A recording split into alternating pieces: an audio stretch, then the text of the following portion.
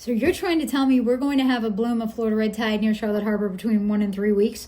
Sample map shows nothing, and we can't even predict that far in advance. Or can we?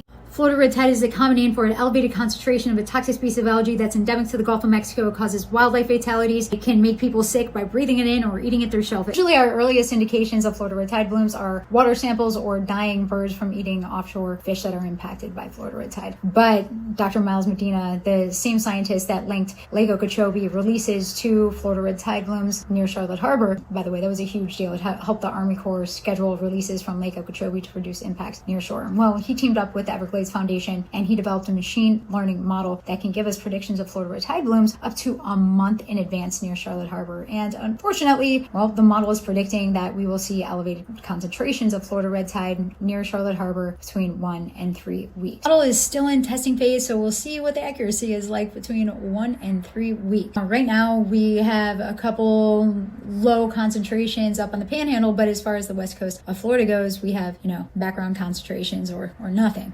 So it'll be pretty amazing if we start to see a bloom within 1 to 3 weeks. Good job, Miles.